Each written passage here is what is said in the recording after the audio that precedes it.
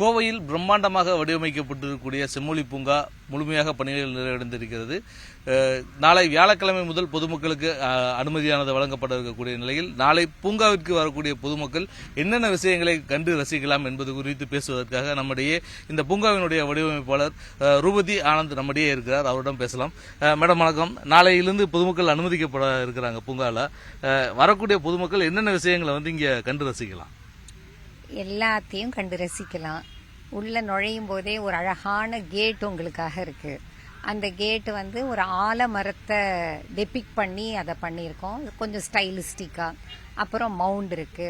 அந்த மவுண்டுக்கு முன்னாடி ரோஜாக்களை பூத்து குலுங்குற ரோஜாக்கள் இருக்கு. இதெல்லாம் தாண்டி போகும்போது அந்த என்ட்ரன்ஸ் பிளாசால பாத்தீங்கன்னா லீஃப் பேட்டர்ன்ல நிறைய ஃப்ளவர் டவ்ஸ் வச்சிருக்கோம். அதுல மினிமலிஸ்டிக் லேண்ட்ஸ்கேப்னு சொல்லிட்டு ஒரு பான்சாய் கூழாங்கற்கள் அதை வச்சு பண்ணியிருக்கோம். இதுக்கு ஜென் இன்ஸ்பிரேஷன்ல. அதுக்கப்புறம் நீங்க உள்ள வருவீங்க. உள்ள வந்தோடனே செம்மொழி வனம் அப்படின்னு பண்ணியிருக்கோம். அது ரொம்ப பேசப்படுறது. ஏன்னா நிறைய தமிழ் இலக்கியங்கள்ல நம்மளுடைய மூதாதையர்கள் அழகா சிலப்பதிகாரம், நற்றிணை,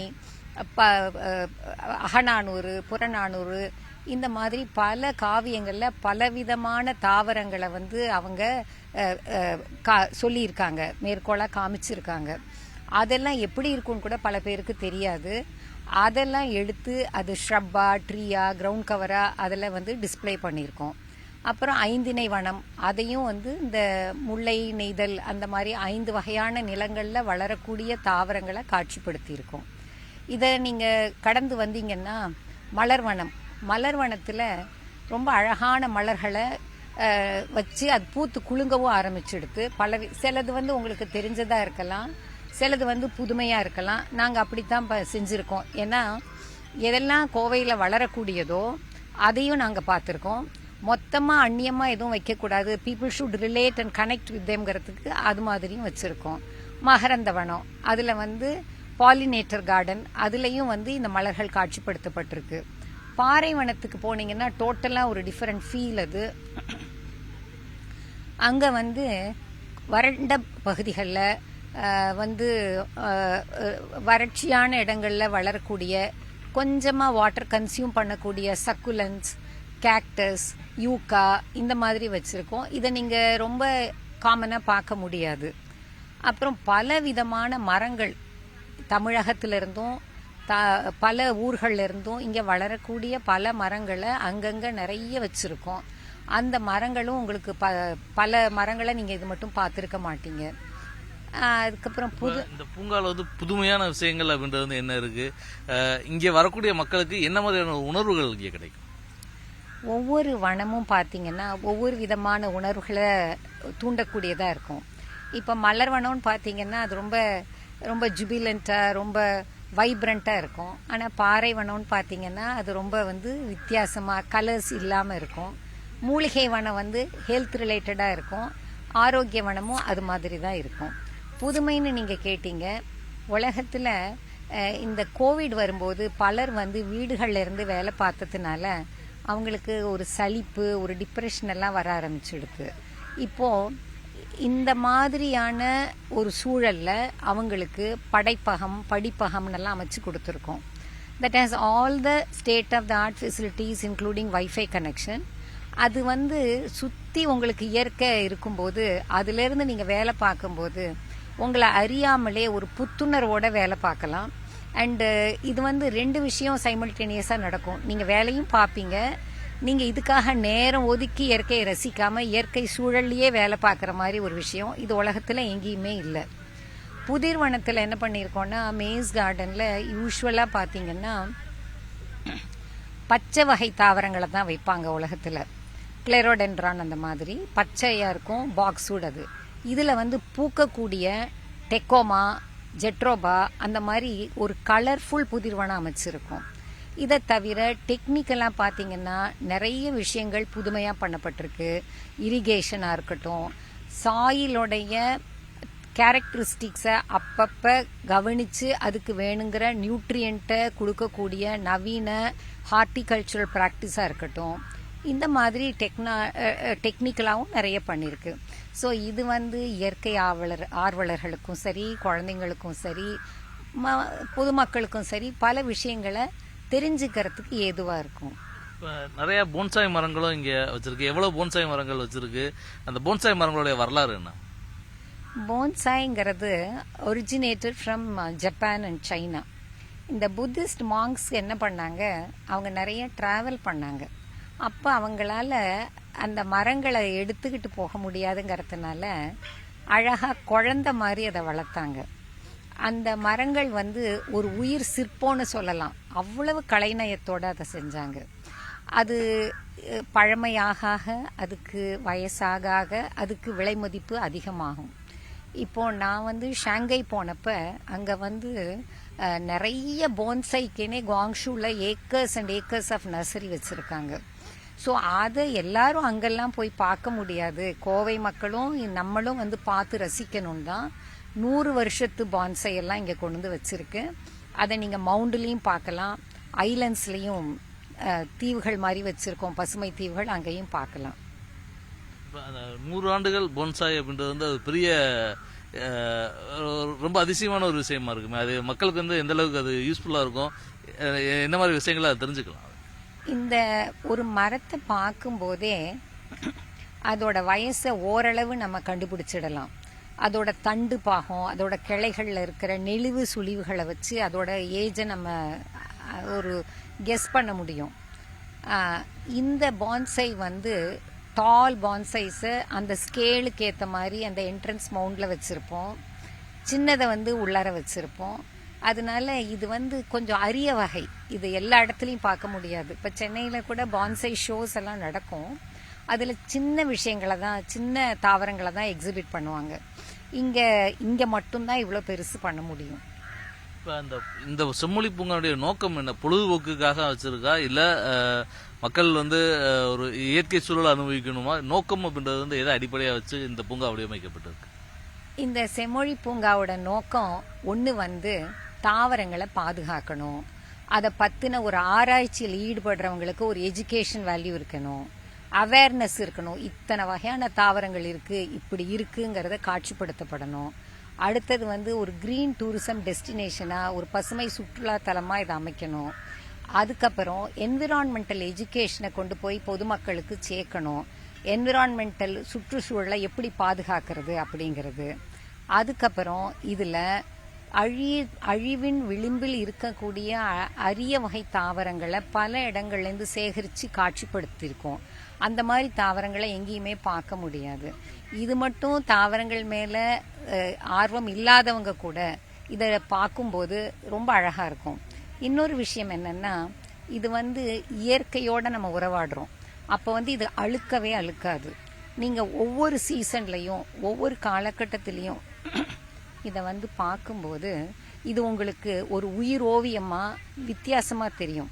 இந்த நடபாதைகளெல்லாம் வளைஞ்சு நெளிஞ்சு போகுது இல்லையா, அப்போ எப்படி இருக்கும்னா ஒவ்வொரு கோணத்திலிருந்து வேற வேற மாதிரி ஒரு அதிசயமாக இருக்கும். இன்னொன்று, it will showcase lot of surprises. இங்கேருந்து நீங்கள் போகும்போது அந்த எண்டில் என்ன இருக்குன்னு உங்களுக்கு தெரியாது, அங்கே போனப்புறம் தான் அதை வந்து நீங்கள் உணர்வீங்க. ஸோ இது ஒரு அழுக்கவே அழுக்காது. இதில் வந்து நிறைய கார்பன் டை ஆக்சைடை இது உள்ளுக்கு இழுத்துக்குது, அண்டு நிறைய ஆக்சிஜனை இது வெளியில் கொண்டு வருது. இது ஒரு பெரிய விஷயம். இன்னைக்கு நம்ம தொடர்ந்து டிவியில் பார்க்குறோம் எப்படி வந்து பொல்யூஷன் வந்து ரொம்ப அதிகமாக இருக்குது, அதனால நுரையீரல், இருதய பிரச்சனை, ஆஸ்மாலாம் எப்படி வருது டெல்லியிலேன்னு. இந்த மாதிரி ஒரு இனிஷியேட்டிவ், இப்படி ஒரு முயற்சி நம்ம அரசாங்கம் பண்ணதுனால இங்கே சுற்றி இருக்கிறவங்களுக்கெல்லாம் இது ஒரு கருவூலமாக இருக்கும், ஆக்சிஜன் கருவூலமாக இருக்கும். இது வந்து எல்லாருமே பண்ணணும். அதுக்கு வந்து இது ஒரு முன்மாதிரியாக, முன் உதாரணமாக இருக்கும். ஒரு urban park, amusement park, public பார்க்கை தாண்டி இது தாவரியல் பூங்காங்கிறது அடுத்த கட்டத்துக்கு நம்ம போயிட்டு இருக்கோம். மேம், அதாவது இந்த இந்த கோவையில் வச்சிருக்கக்கூடிய செம்மொழி பூங்காவுக்கும் சென்னையில் வச்சிருக்கக்கூடிய செம்மொழி பூங்காவுக்கும் என்ன வித்தியாசம் இருக்கு? சென்னையில் இருக்க பூங்காவை விட இங்கே என்னென்ன சிறப்பம்சங்கள் அதிகமாக இருக்கு? சென்னையில் இருக்கிற செம்மொழி பூங்காவை 2010 நான் வடிவமைச்சு கொடுத்தேன். அதோட கார்டன் ஏரியா மட்டும் 7 ஏக்கர் தான். அது ஒரு மினி பொட்டானிக்கல் கார்டன் சொல்லலாம். ஆனா இது அப்படி இல்லை, இது அதை விட மிகப்பெரியது. 45 ஏக்கர் ஒன்று. ரெண்டாவது, மொத்தமே வந்து இதை நம்ம வந்து 165 ஏக்கருக்கு தான் நம்ம வடிவமைச்சிருக்கோம். ஆனால் இப்போ சிறை வளாகம் அங்கே இருக்கிறதுனால அவங்க அதை விட்டு வேற இடத்துக்கு பெயரும்போது அதையும் நம்ம எடுத்து 165 ஏக்கராக பண்ணுவோம். அப்போ இதோட ஸ்கேலே ரொம்ப வியக்க வைக்கிறதா இருக்கும். ஸோ அங்கே ஸ்கேல் வேற, இங்கே ஸ்கேல் வேற. ஸோ அந்த 7 ஏக்கரில் கச்சிதமாக என்ன பண்ண முடியுமோ அதுவும் ப்ரைம் ப்ராப்பர்ட்டி மவுண்ட் ரோடில் பண்ணி கொடுத்தோம். இங்கே வந்து அப்படி இல்லை. 45 ஏக்கருங்கும் போது இன்னும் கொஞ்சம் பெரிய அளவில் நிறைய தாவரங்களை இங்கே நம்ம காட்சிப்படுத்த முடியுது. இப்போ இங்கே வரக்கூடிய மக்களுக்கு வந்து இது என்ன மாதிரியான அனுபவங்களை கொடுக்கும்? உள்ளே வரக்கூடிய மக்கள் உள்ளே வந்து சுற்றி பார்த்துட்டு வெளியே போகும்போது என்ன மாதிரியான மனநிலையில் வெளியே போவாங்க? முதல்ல வந்து இங்கே வந்துட்டு போனாலே ஒரு இனம் புரியாத சந்தோஷம், ஒரு புத்துணர்வு, ஒரு ரிலாக்ஸேஷன் கிடைக்கும். அவங்களோட கவலைகளை மறந்து இதை ரசிக்கலாம். இந்த வந்து ஈவினிங்ஸ் எல்லாம் வரும்போது பார்த்தீங்கன்னா ஒரு அருமையான தென்றல் காற்று இருக்கும், ரொம்ப குளுமையாக இருக்கும். கோவைக்கும் சென்னைக்கும் ஒரு பெரிய வித்தியாசம் என்னன்னா, இங்கே வந்து நமக்கு வேர்க்காது இல்லையா, அதனால இன்னும் அதிக நேரம் இந்த பூங்கால நம்ம ஸ்பெண்ட் பண்ணலாம். இது வந்து ஒரு புது புது விஷயங்களை தெரிஞ்சுக்கிறதுக்கும் நிறைய விஷயங்களை வந்து உள்வாங்கிக்கிறதுக்கும் அப்புறம் வந்து ரிலாக்ஸேஷனுக்கும் எஜுகேஷனுக்கும் பல விதத்தில் இது பயன்படும். இது ஆரம்பம் தாங்க. இனிமே நீங்கள் பார்த்தீங்கன்னா நிறைய இதில் மாறுதல்கள் வரும். புது புது பிளான்ஸ் இன்னும் நம்ம வைக்கத்தான் போகிறோம். அது மாதிரி இது ஒரு evolution. It's a continuous process. அடுத்த கட்ட திட்டம் அப்படின்றது வந்து என்ன? ஏன்னா இப்போ முதல் கட்ட பணிகள் மட்டும்தான் முடிவடைஞ்சிருக்கு. இன்னொரு 120 ஏக்கர் வரைக்கும் இன்னும் பெண்டிங் இருக்கு. அதில் வந்து என்னென்னலாம் உள்ள கொண்டு வரலாம், என்னென்னலாம் திட்டங்கள் இருக்கு? இதில் காட்சிப்படுத்த முடியாத பல விஷயங்களை அதில் காட்சிப்படுத்த போகிறோம். ஒரு எக்ஸாம்பிள் என்னன்னா, ஆர்கிட்ஸுங்கிற ஒரு தாவர வகையை இதில் வைக்கல நாங்கள். அதில் ஆர்கிட்ஸு, மிஸ்ட் ஹவுஸு, ஃபர்ன்ஸு, சைக்கட்ஸ், பாம்ஸ், இந்த மாதிரி பல வகையான தாவரங்களை அதில் வச்சு இதோட எக்ஸ்டென்ஷனாக தான் அது இருக்கும். நான் முன்னமையே சொல்லியிருந்த மாதிரி இது வந்து ஒரு கொடியா இலையா கிளையா தான் நாங்கள் உருவகப்படுத்தியிருக்கோம். அதனால இது இன்னமும் தரையில் வளர்ந்து படர்ந்து அதில் போய் எக்ஸ்பேண்ட் ஆகி இருக்கும். இந்த பூங்காவுக்கு வரும் குழந்தைகள்லாம் வராங்க. குழந்தைகளுக்கு வந்து நிறைய வசதிகள்லாம் செஞ்சிருக்கு. குழந்தைகளுக்கான வசதிகள் அப்படின்றது வந்து என்னெல்லாம் இருக்கு? அது எந்த அளவுக்கு அவங்களுக்கு வந்து ரொம்ப ஆர்வத்தோட இருக்கிற ஆர்வத்தை தூண்டுற மாதிரி இருக்கும்? முதல்ல குழந்தைங்களுக்கு இங்கே ஓடுறதுக்கு நடக்கிறதுக்கு நிறைய நடப்பாதைகள் இருக்கு. அதனால அவங்க ஃப்ரீயா போகலாம். நான் ஒரு தடவை சென்னை செம்மொழி பூங்கால இருக்கும்போது ஒரு பஸ் வருது. அந்த பஸ்ல இருந்து நிறைய குழந்தைகள் வந்து இறங்குறாங்க. வெள்ளை யூனிஃபார்ம்ல வர்றாங்க. நான் ஓரமா இருந்து இவங்க என்ன பண்ண போறாங்க அப்படின்னு பார்த்துக்கிட்டே இருக்கும்போது அப்படியே தெரிச்சு முயல் குட்டி மாதிரி ஓடுனாங்க. அதாவது ஒரு திறந்த வெளியை பார்க்கும்போதே, அங்க பிளான்ஸை பார்க்கும்போதே அவங்களுக்கு ஒரு ஃப்ரீடம் கிடைச்ச மாதிரி ஒரு உணர்வு வருது. இது முதல். அதுக்கப்புறம் அவங்க நிறைய ஓடலாம், பல இடங்களுக்கு டிராவல் பண்ணலாம், ஒரு இட்ஸ் அ சேஃப் என்விரான்மெண்ட். அடுத்தது என்னன்னா பூக்களோடைய கலர் அவங்கள ஈர்க்கும். பொழுதுபோக்கு அம்சம்னு பார்த்தீங்கன்னா குழந்தைங்களுக்கு விளையாடுறதுக்கு நிறைய எக்யூப்மெண்ட்ஸ் கொடுத்துருக்கோம், இன்ஸ்டால் பண்ணியிருக்கோம். அதில் வந்து கட்டணம் செலுத்தி விளையாடுறதுக்கும் இருக்கு, கட்டணம் செலுத்தாமல் ஃப்ரீயாக இருக்கிறதுக்கும் இருக்கு. மாற்றுத்திறனாளிகளுக்கு ஜிம்மும் அவங்களுக்கு அந்த குழந்தைகளுக்கும் விளையாடுறதுக்கு இடம் கொடுத்துருக்காங்க.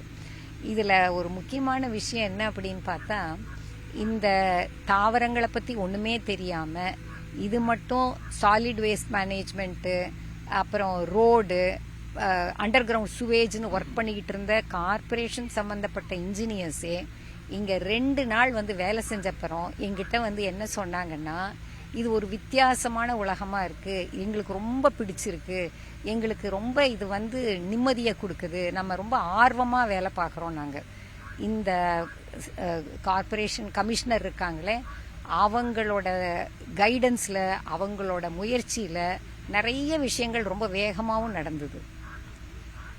கோவை மக்களால் மிக பெரிய அளவில் எதிர்பார்க்கப்பட்ட செம்மொழி பூங்கா நாளைய தினம் அனுமதிக்கப்பட இருக்கக்கூடிய நிலையில் அனைத்து ஏற்பாடுகளும் தயார் நிலையில் வைக்கப்பட்டு இருக்கிறது. வரக்கூடிய பொதுமக்கள் இந்த பூங்காவிற்கு வந்து சில மணி நேரங்கள் முழுமையாக செலவழித்து மன நிம்மதியுடனும் இயற்கையான சூழலுடன் மிகுந்த ஒரு உற்சாகத்துடன் இந்த பூங்காவை சுற்றி பார்த்து அனுபவிப்பதற்கான அனைத்து ஏற்பாடுகளும் இந்த செம்மொழி பூங்காவில் செய்யப்பட்டிருக்கிறது. ஒளிப்பதிவாளர் கிருஷ்ணாவுடன் குருசாமி, நியூஸ் 18 தமிழ்நாடு, கோவை.